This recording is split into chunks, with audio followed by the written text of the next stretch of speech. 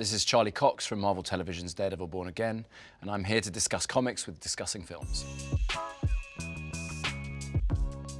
So I had not grown up reading comics at all, and so they sent me PDFs of, I think, 3 different runs. One of them was Born Again, one of them was Man Without Fear, the other one was maybe Daredevil Yellow.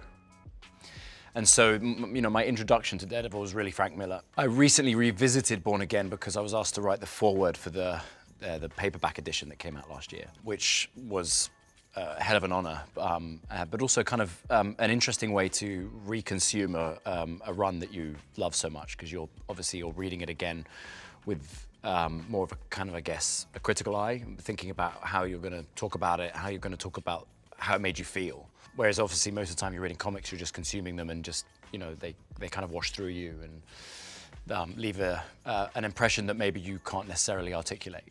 And I found myself talking a lot about the imposing nature of Fisk in how he is both written and drawn in that series. In many ways, Born Again feels like it's one of the least cartoony. It's very mature, it's very grown up, but also in the way that it's kind of drawn and written. And yet, Fisk is disproportionately imposing and big in those panels. The feeling of kind of claustrophobia, the images, you really get a sense of like the cold, harsh winter that Matt finds himself in at the beginning. The iconic image of him on a twin bed, curled up, juxtaposed with the mansion that Fisk is inhabiting. It's just, it's such a cool kind of double image that leads these two destined enemies towards one another. And as a reader, they're gonna come together.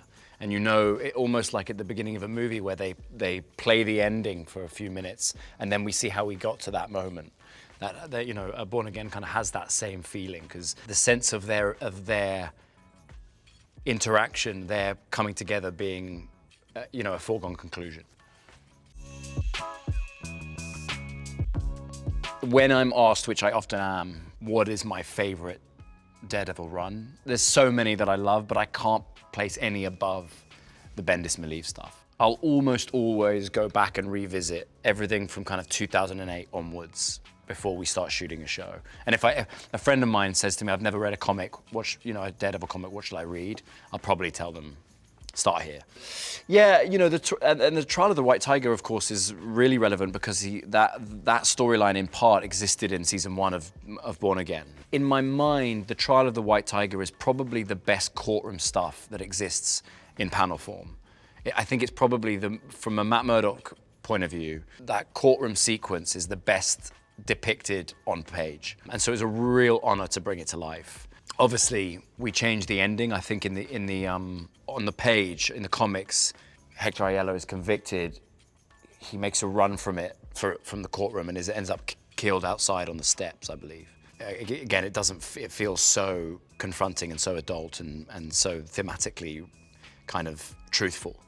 Yeah, really, it's very hard to write a truthful legal argument with a limited amount of panels and pages, and without making it kind of boring, but also maintaining the credibility. It's really, really hard to do.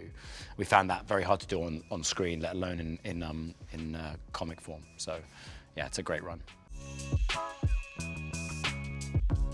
Yeah, and Joe Quesada, who of course was a huge part of the show when we started this thing on Netflix. And Joe was kind of my first point of contact in New York. When I was first cast, I went over to his house. His apartment in New York has this iconic view of the Empire State Building. It felt so Daredevil, it felt so New York. And we sat on his couch and talked about Daredevil for a long time and the journey we were embarking on.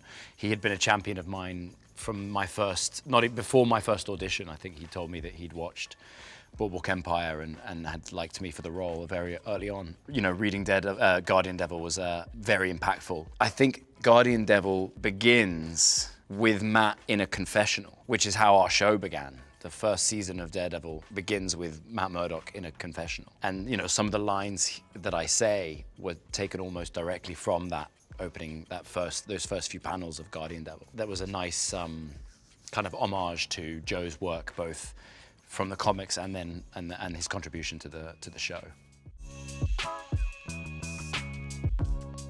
So Ben Urich narrates the chain of events.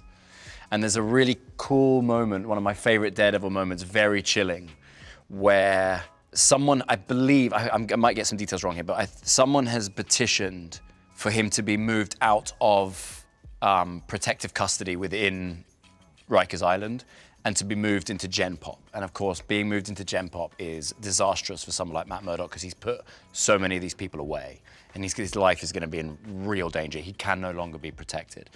And there's a moment during I think he goes to the hearing and Ben Urich kind of describes the judge making the decision that Matt Murdock will return to Gen Pop regardless of whether he's Daredevil or not. And there's a bit where Urich describes the most chilling moment is when he looks over at Matt Murdock and sees a slight hint of a smile on his face, almost as if he wants it. I remember reading that for the first time and thinking that's a really great kind of nugget of where this character's internal life is, what his attitude is. That's the great duplicity sometimes of a character like Matt. Most of the time they can behave in a way where they know what they're trying to do is the right thing, but the pull in the direction of the chaos and the mania and the violence is so present that when the chips fall that way, there is enjoyment. Great cameo from Punisher in The Devil of Cell Block D, and a clever ruse at the end where he pretends to use Murdock to break out, and then just a lot of very violent, very graphic. The riot is kind of a joy to read.